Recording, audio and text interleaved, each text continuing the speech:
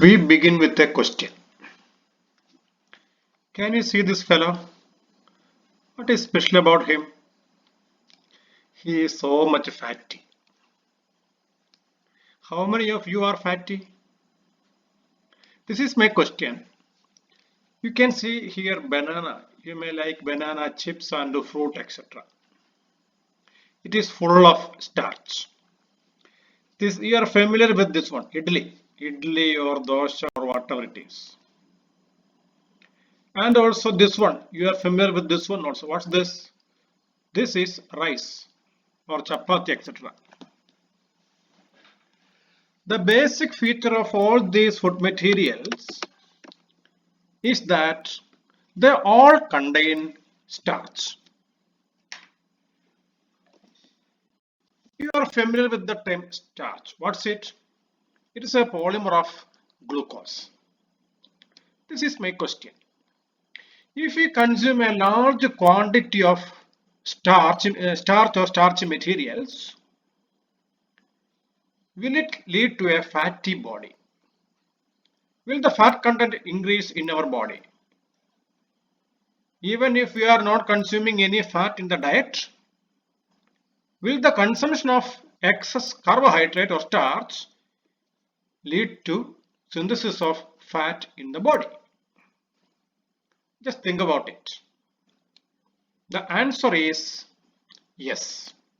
Consumption of starch actually can lead to the synthesis of fat. You can become fatty. And how is it taking place? You are almost familiar with the complete metabolic pathway. Here is the pathway. You know that the starch is digested into glucose and it is absorbed. In the cells, in the cytoplasm, it is broken down into pyruvate by means of glycolysis. Under aerobic conditions, this pyruvate is transformed into acetyl coenzyme A. That much you are familiar. And you have studied that this acetyl coenzyme A is used in the citric acid cycle, and it is used for the generation of energy, etc.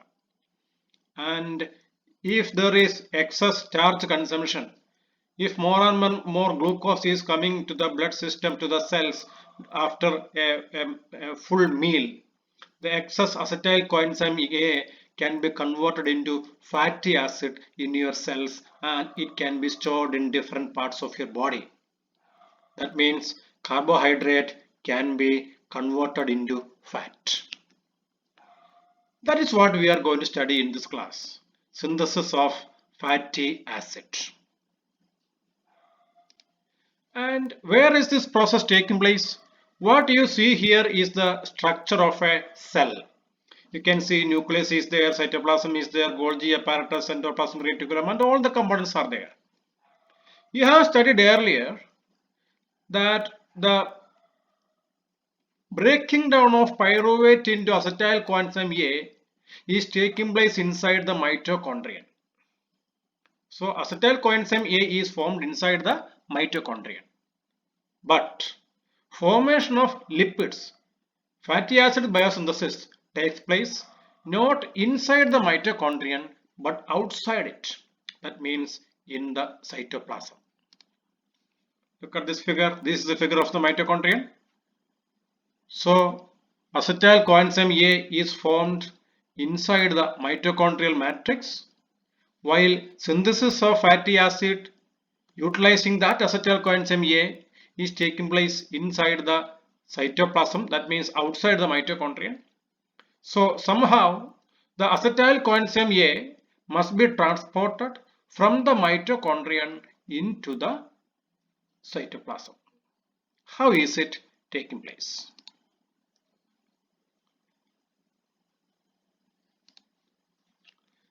This is the diagram. This is the mitochondrial matrix site. This is the membrane of the mitochondrion. Two such membranes are there. This is the cytosol or the cytoplasm. Here, acetyl coenzyme A is not transported as such. Instead, it is transported in the form of citrate. You can see here citrate is transported from the mitochondrion into the cytosol by means of tricarboxylate transport system. Here the citrate is converted into oxaloacetate and acetyl coenzyme A is generated. Where? In the cytosol. This acetyl coenzyme A is used for the synthesis of fatty acid. And what happens to this oxaloacetate? This oxaloacetate, which is so generated in the cytoplasm, is converted into malate, then into pyruvate, and the pyruvate is taken back into the mitochondrion, where this pyruvate is actually converted back into oxaloacetate and into citrate. So this is a simple pathway for the translocation of acetyl coenzyme A from the mitochondrion into the cytosol. Now let us see what happens to this acetyl coenzyme A once it reaches the cytoplasm. This is the machinery shown diagrammatically, machinery for the synthesis of fatty acid. What do we call it?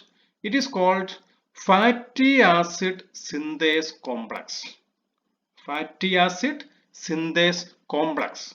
It is the collection of the enzymes and other protein machineries for the synthesis of fatty acids. Where are they present? Exclusively in the cytoplasm. In which part of the body? Mainly in adipocyte, etc. Have you heard of the term adipocyte? Adipocytes are the fat storing tissues of our body. And this is a diagrammatic representation. The whole system is actually together called fatty acid synthase complex. It consists of an ACP. What is ACP? ACP is acyl carrier protein. Acyl carrier protein, which means throughout the process of synthesis, the acyl group, the fatty acyl group being synthesized, is being carried upon this ACP. Look here, the ACP has an SH group. ACP is a protein made up of amino acids. It has an amino acid called cysteine. Cysteine has SH. Linked onto this SH, you can see all the intermediates of fatty acid biosynthesis. So it is called ACP. Then what is Ks and AT and ER and HD and KR and NT? How many of them are there? You can count 1, 2, 3, 4, 5, 6. 6 of them are there. They are the enzymes. They are the 6 enzymes required for the systematic synthesis of fatty acids. What are they? This Ks is the beta ketoacyl ACP synthase. And then AT is the acetyl-CoA ACP trans-acetylase. Then ER is the enoyl ACP reductase, and HD is the beta hydroxyacyl ACP dehydratase, and KR is the beta ketoacyl ACP reductase, and NT is the malonyl CoA ACP transferase. So how is the process taking place? Look here. We begin not with acetyl coenzyme A but with malonyl CoA. What's the difference between acetyl CoA and malonyl CoA? Look here. This is an acetyl CoA, CH3CO. Yes, CH3CO is acetyl. So this is an acetyl coenzyme A bond with this one, with this Ks complex. Then what is this? This was a malonyl coenzyme. Look here, malonyl group COOH, CH2, COOH. That was the malonic acid. And when it is combined with the coenzyme A, we call it malonyl coenzyme A. And this malonyl coenzyme A is attached with this ACP.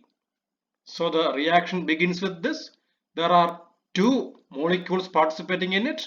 Molecule 1 is the malonyl coenzyme A attached with the ACP. We call it malonyl ACP. Malonyl ACP. When the malonyl coenzyme A is combining with this one, its coenzyme A is going out. So here there is only malonyl ACP. And there is the acetyl group. An acetyl coenzyme A came here. It is bonded with the Ks subunit, and in that process the coenzyme A is gone out, and what is remaining is this acetyl group combined with this Ks subunit. So we have now acetyl group linked with the Ks subunit and malonyl unit linked with the ACP. Before continuing further, let us see how is this malonyl coenzyme A formed. Very simple. All the carbon atoms used for the synthesis of fatty acid except the first one is utilized in the form of malonyl coenzyme A. How is this malonyl coenzyme A produced? By the reaction between bicarbonate ion and acetyl coenzyme A. Bicarbonate, which means carbon dioxide dissolved in water. Bicarbonate reacts with acetyl coenzyme A to produce malonyl coenzyme A.